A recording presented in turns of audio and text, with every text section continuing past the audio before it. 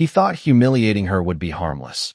But in less than 60 seconds, Jason Reed would realize he had just dismantled his own reputation in front of everyone who mattered.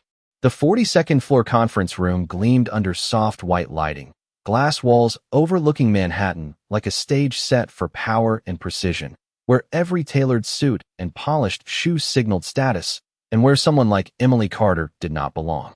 She stood near the far end of the table, quiet, almost invisible, her simple gray cardigan and worn flats out of place among $3,000 suits and designer heels. Her presence barely acknowledged except for the occasional sideways glance that carried just enough judgment to sting without words. Jason noticed her the moment she stepped in, not because she commanded attention, but because she disrupted the aesthetic he curated so carefully, and in his world, anything that didn't fit was either corrected or dismissed. "Who let her in?" he murmured under his breath, just loud enough for the people closest to him to hear, drawing a ripple of restrained laughter that spread like a subtle current across the room. Emily didn't react, didn't defend herself, didn't even shift her posture. She simply stood there, hands loosely at her sides, her eyes calm, observant, as if she were watching something no one else could see. The meeting had already been tense before she arrived, a high-stakes system failure costing the company nearly $1.2 million per hour, a problem none of the senior engineers had been able to solve after 6 straight hours, and frustration hung in the air like static.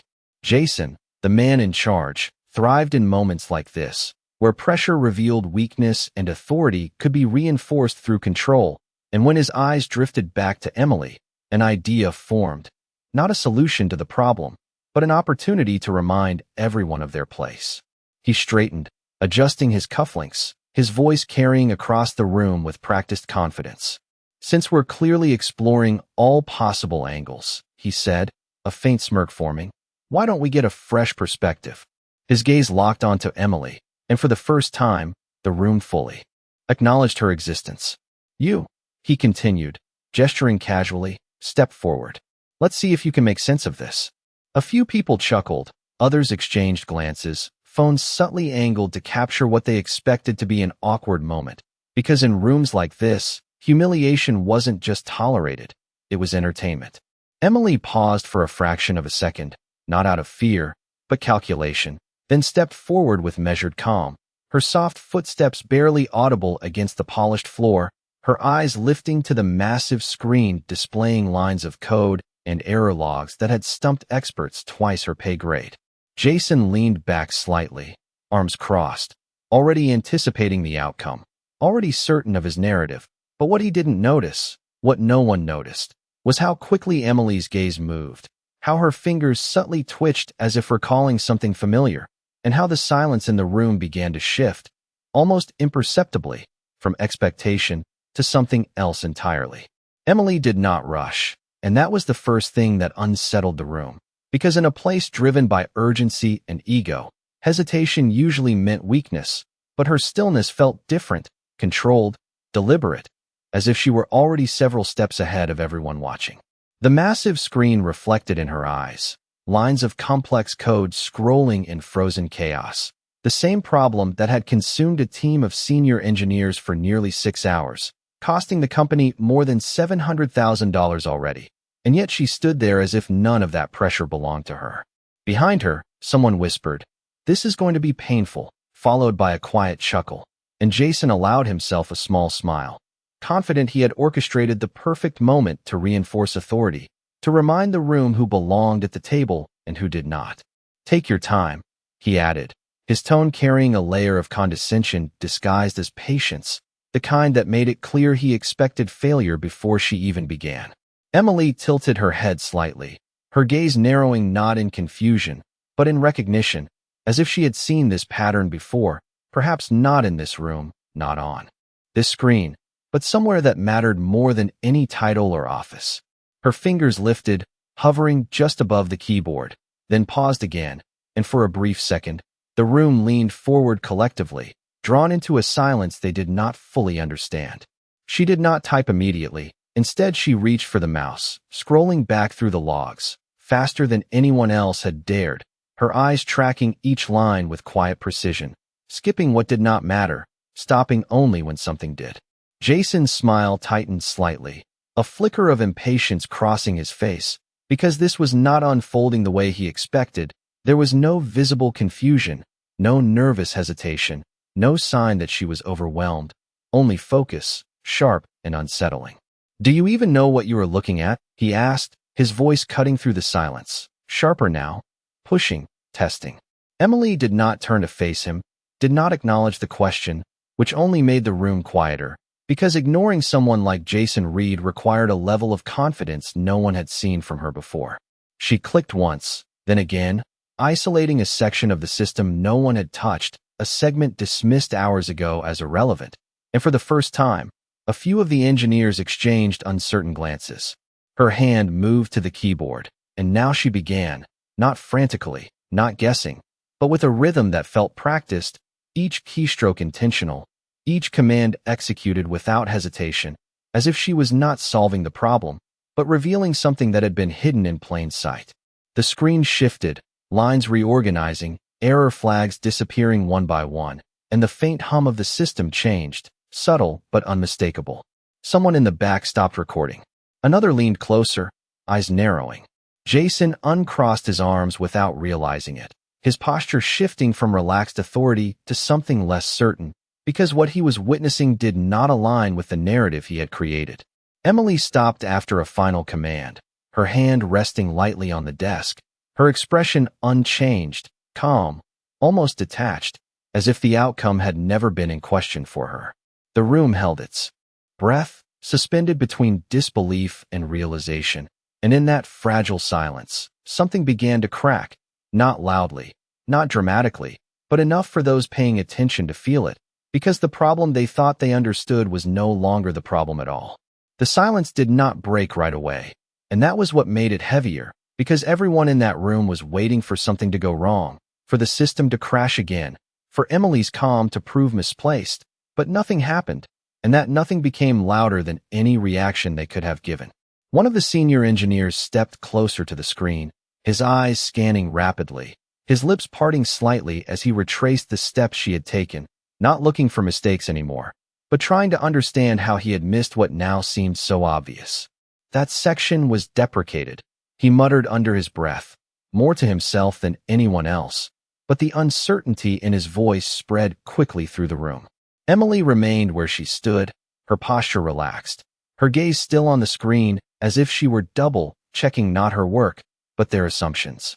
Jason finally moved, stepping forward with a sharper edge in his expression, unwilling to surrender control of the moment so easily. "What exactly did you change?" he asked, his tone no longer amused, but measured, cautious, as if choosing each word carefully. Emily turned slightly, just enough to acknowledge him, her voice soft but steady when she answered. "Nothing essential," she said, which only made the tension tighten, because the numbers on the screen were already proving otherwise. A few metrics began updating in real time, the loss rate slowing, then stabilizing, then dropping in a way no one had achieved in the last 6 hours. Someone near the back let out a quiet breath they did not realize they were holding. Another voice, lower, almost reluctant, said, "It is resolving." The words seemed to echo, not because they were loud, but because of what they meant. Jason's jaw tightened slightly, his confidence no longer effortless, because this was not a temporary fix, not a lucky guess, but something deeper, something that challenged his authority in a way he could not immediately dismiss. "Explain it," he pressed, stepping closer now, his presence more direct, more demanding, as if proximity could restore control. Emily met his gaze fully for the first time, and there was no hesitation there, no trace of the uncertainty he expected. "You were solving the symptom," she said, her tone even, not confrontational, but not submissive either. The failure was triggered upstream, in a process everyone assumed was stable. A quiet ripple moved through the engineers as that statement landed, because it forced them to reconsider hours of work, assumptions built on hierarchy rather than verification. One of them quickly pulled up the section she had isolated, scrolling through it with renewed urgency, and within seconds, his expression shifted from doubt to realization. "There is a loop," he said, louder now, pointing at the screen. "It is duplicating requests under specific load conditions.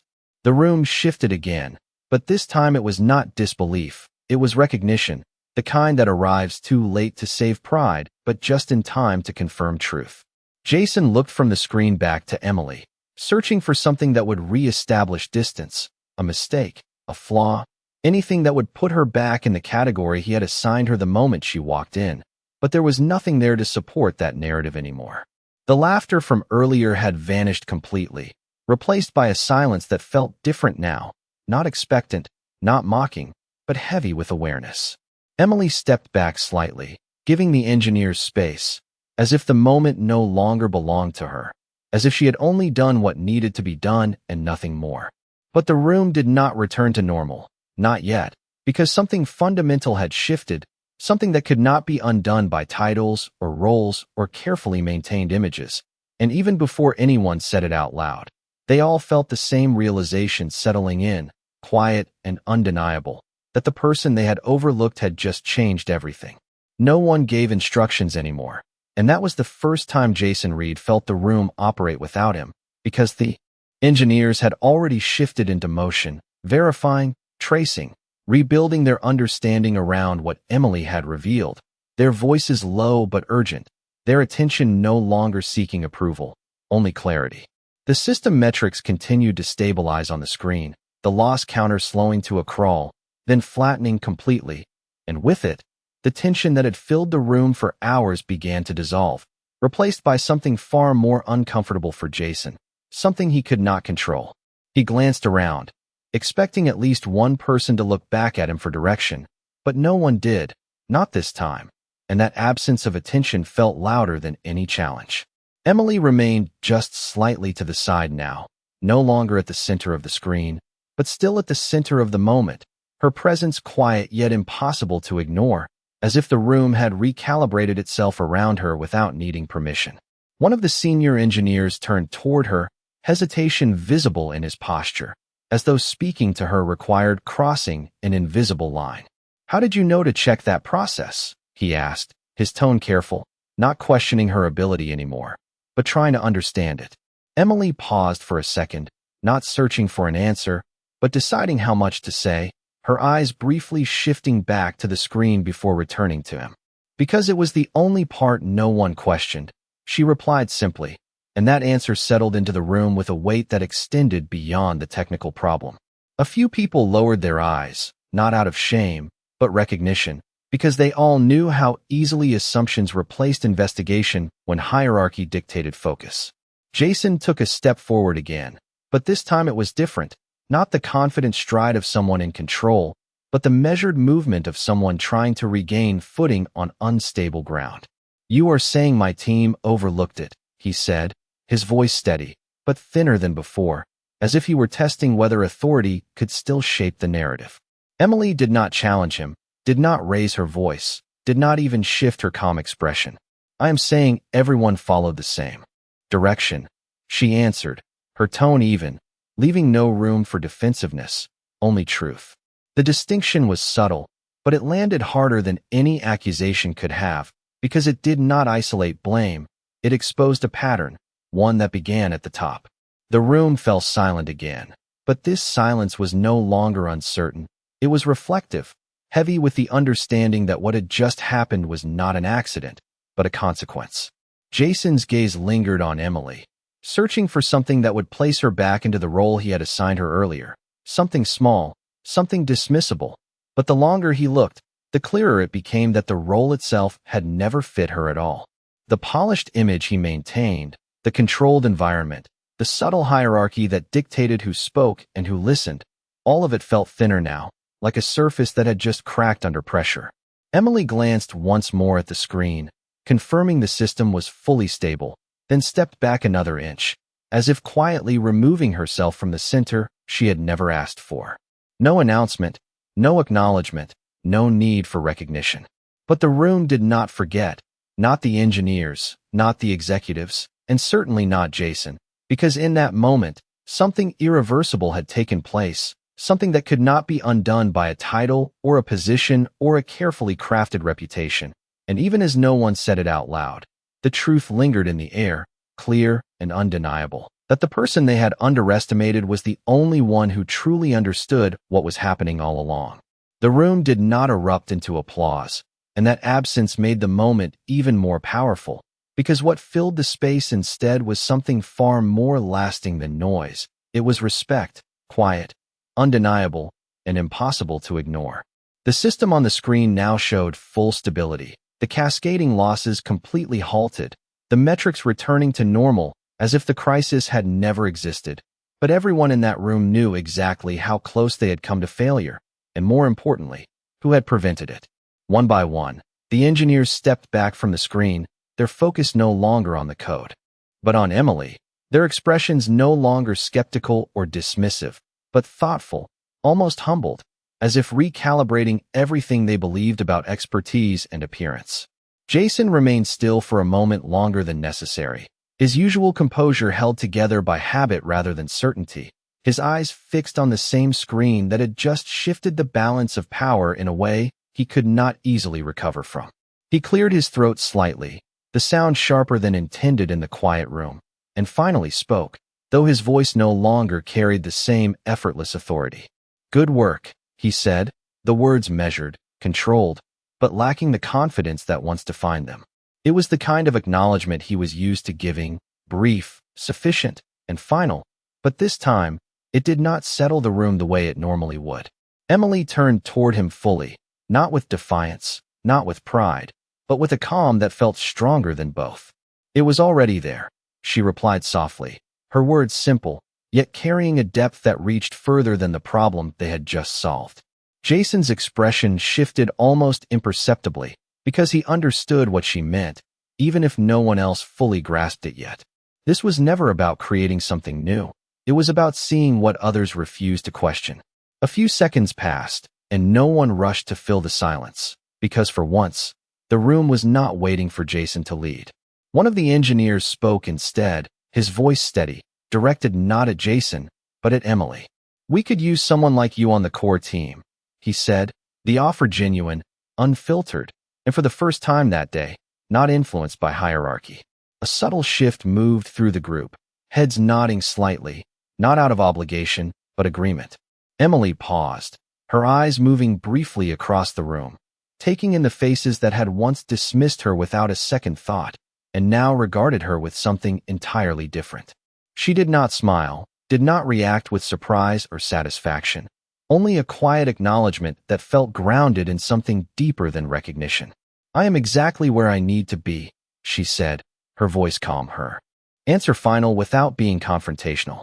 The statement lingered, not because it was loud, but because it was certain. Jason watched her closely now, not as someone out of place, but as someone he had misjudged in a way that could not be undone with a simple correction. The room slowly began to move again, conversations resuming, systems being reviewed, but nothing returned to the way it was before, not completely.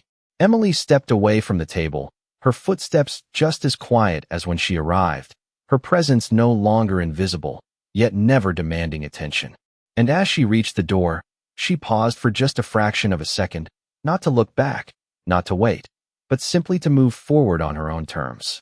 Behind her, the room remained still for a brief moment longer, as if holding onto the weight of what had just happened, because sometimes the most powerful shifts are not announced, they are simply understood, and that day, without raising her voice or changing who she was, Emily Carter had redefined exactly what power looks like. The door closed softly behind Emily Carter, and yet her absence did not bring the room back to life the way it should have, because something had shifted too deeply to be ignored, something that no amount of routine or authority could immediately restore. Conversations resumed, but they were quieter now, more deliberate, as if every word had to pass through a new filter of awareness before being spoken. The engineers returned to their stations, verifying the system, reviewing the fix, but their glances kept drifting back to the door she had just walked through, not out of curiosity, but out of respect that had arrived too late to be offered directly. Jason Reed remained standing near the head of the table, his reflection faintly visible in the glass wall behind him, a man who had built his reputation on control, precision, and the ability to read people instantly, and yet in a single moment, that certainty had been proven incomplete. He adjusted his cufflinks again, a habit that usually grounded him, but this time it felt mechanical, disconnected from the confidence it once carried. "Let us move forward," he said finally, his voice steady enough to resume the meeting, but missing the sharp edge that once commanded immediate alignment. The words landed, but they did not carry the same weight, because everyone in that room had already witnessed something that could not be redefined or redirected. One of the senior engineers spoke up again, this time more assertive than before, pointing to the updated logs. "We need to rebuild our diagnostic protocol," he said, his tone practical but firm. "We ignored a critical pathway because we assumed it was stable." A few others nodded, adding input, their voices overlapping slightly, not chaotic, but collaborative in a way that had not existed earlier. And for the first time, Jason was not the center of that exchange. He listened, his posture still composed, but internally recalibrating, because leadership, as he understood it, had always depended on being the most certain voice in the room, and now certainty itself felt different. Minutes passed, and the crisis that had once dominated every second of attention was now reduced to a solved problem, but the real impact remained, quiet and persistent. Jason's eyes shifted once more toward the door, and for a brief moment, something unfamiliar crossed his expression, not frustration, not anger, but recognition, the kind that does not arrive easily, especially for someone who has built a life on being right. He turned back to the team, his voice lower now, more measured. "Document everything," he said, "and include her process."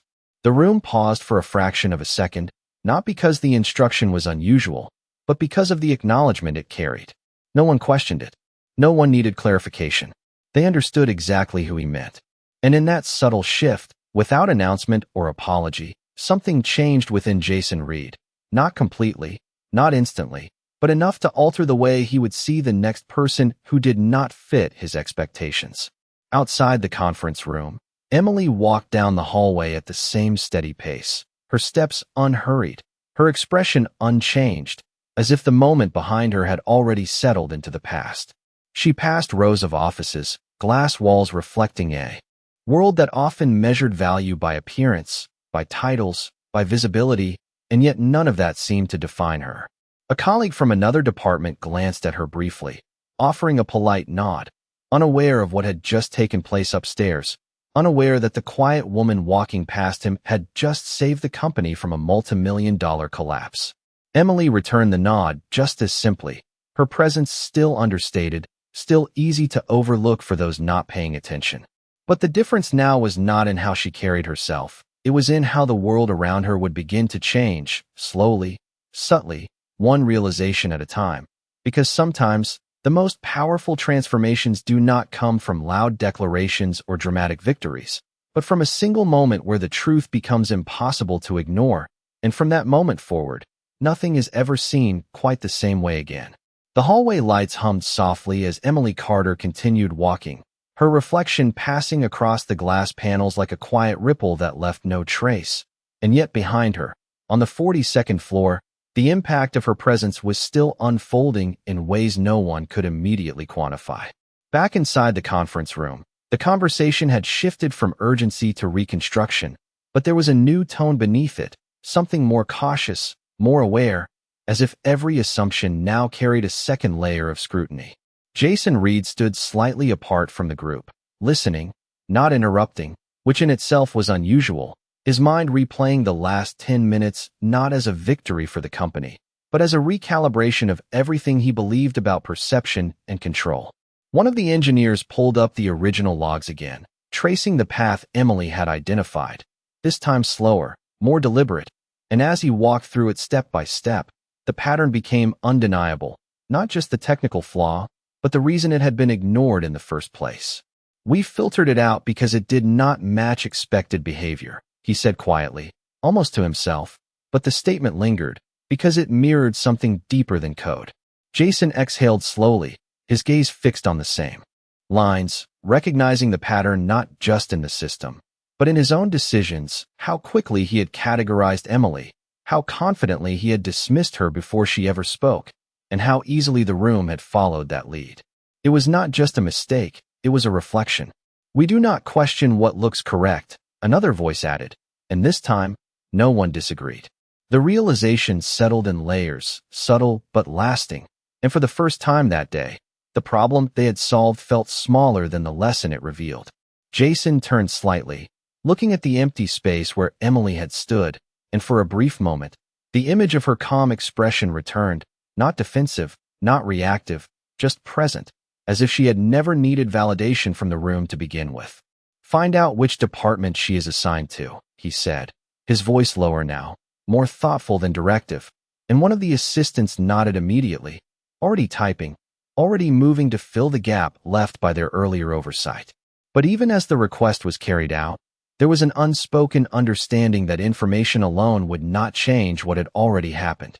Downstairs, Emily stepped into the lobby, the polished floor reflecting the afternoon light in long, quiet stretches, employees moving past her without pause, unaware that she had just altered the course of a multimillion-dollar crisis. She reached the security desk, signed out with the same small, neat handwriting she used every day, and the guard gave her a routine nod, no different than any other afternoon. "Have a good one," he said casually. Emily returned the nod, her expression calm, unchanged, because nothing about her needed to shift for the world to finally notice. Outside, the city moved at its usual pace, taxis passing, people crossing, the noise of Manhattan continuing without interruption, and she stepped into it without hesitation, blending into the rhythm she had always known. Back upstairs, the assistant approached Jason quietly. "Emily Carter," she said, reading from the screen. "Temporary system support. Contract role. 3 weeks." The words hung in the air, simple, factual, but heavy with implication, and Jason's eyes narrowed slightly, not in frustration, but in realization, because someone with that level of insight did not appear by accident, and someone like that did not stay unnoticed for long. The room fell silent again, not out of tension this time, but anticipation, because the story they thought had ended was only just beginning to unfold. By the time the elevator doors closed behind Emily Carter, the decision had already begun forming upstairs, not as a command, but as a necessity no one could ignore, because talent like hers did not simply pass through a company unnoticed without consequence. Back on the 42nd floor, the atmosphere had shifted again, no longer reactive, no longer uncertain, but focused with a clarity that had not existed before she walked into that room. Jason Reed stood near the window now, Manhattan stretching beneath him in sharp lines of steel and motion, but his attention was no longer on the city, it was on the name that had just been handed to him. Emily Carter, 3 weeks into a temporary contract, and already the most consequential presence in a crisis that had nearly cost them millions. "Where is she assigned?" he asked, his voice steady, but carrying a different kind of weight, not authority, but intent. The assistant glanced back at her screen. "Lower systems support, 2nd floor, mostly back-end maintenance," she replied, and a few of the engineers exchanged looks, because that placement no longer made sense, not after what they had just witnessed. Jason nodded once, slowly, as if aligning that information with a larger picture he had not fully seen before. "Set up a meeting," he said, then paused briefly, correcting himself in a way that did not go unnoticed. "No, I will go to her." The room fell quiet again, not from tension, but from the subtle shift in hierarchy that statement implied, because someone like Jason Reed did not go looking for people, people came to him. But this time was different, and everyone in that room understood why. Downstairs, Emily moved through the 2nd floor workspace, a quieter environment, rows of desks, low conversations, the steady rhythm of routine tasks, a place where problems were solved without recognition and solutions rarely reached the top floors. She returned to her station, set down her bag, and opened her laptop, the screen lighting up with the same calm familiarity she carried into every task, as if nothing unusual had happened, as if the last hour had been just another part of her day. A coworker nearby glanced over. "They finally fixed that issue upstairs?" he asked casually, unaware of how close they had come to failure. Emily gave a small nod. "It is stable now," she said simply, and turned back to her screen. Minutes passed, the normal rhythm of work settling back into place, until the quiet hum of the floor shifted slightly, not loudly, but enough to be felt. Conversations softened, heads turned subtly, and a presence entered the space that did not belong to routine. Jason Reed stepped onto the second floor, his polished shoes contrasting against the more worn carpet, his posture still composed, but his expression no longer carrying the same distant authority. He paused for a brief second, scanning the room, not with judgment this time, but with intent, until his eyes found her. Emily did not look up immediately, her attention still on her screen, finishing a line of code before lifting her gaze, calm as ever, meeting his without surprise. For a moment, neither of them spoke, the distance between them filled with everything that had already happened, everything that had already been understood without words. And in that quiet space, something shifted once more, not in the room, not in the system, but in the balance between them, because for the first time, Jason Reed was not looking at someone beneath him. He was looking at someone he had completely misjudged, and this time, he knew it. Jason Reed took one step closer, then another, each movement slower than usual, as if he understood that rushing this moment would only diminish what had already been set into motion. The second floor had gone unusually quiet, not because anyone had been told to stop working, but because presence carries its own gravity, and his presence here, in a place he rarely visited, meant something had shifted far beyond routine. Emily Carter sat calmly at her desk, her posture unchanged, her expression steady, as if she had been expecting nothing and therefore was not surprised by anything. She closed her laptop gently, not in submission, but in completion, and stood to face him, meeting his gaze with the same quiet composure she had carried from the beginning. For a brief moment, Jason did not speak, and that silence said more than any prepared statement ever could, because it revealed something unfamiliar, the absence of certainty. "I misjudged you," he said finally, his voice lower than before, not weak, but stripped of performance, direct in a way that required more strength than authority ever had. A few people nearby exchanged glances, not because the words were dramatic, but because they were rare. Emily did not react with satisfaction, did not soften, did not press the moment further. She simply listened, as if acknowledgement was not something she had been waiting for. Jason continued, choosing each word carefully, not to impress, but to be accurate. "What you did upstairs prevented a loss we would not have recovered from quickly," he said. "That level of clarity is not something we overlook twice." The offer formed in the space between them before he spoke it, visible in the shift of his posture, in the way his tone steadied. "I want you on the core systems team," he added, the words clear, unmistakable, an invitation that in his world was rarely extended and never without calculation. The room seemed to hold its breath again, but this time it was not anticipation of failure, it was anticipation of choice.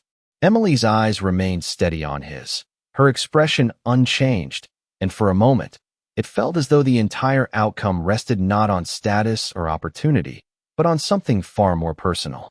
She paused, not because she was unsure, but because she understood exactly what was being offered and what it represented. "I appreciate that," she said softly, her voice calm, respectful, but grounded in something deeper than acceptance.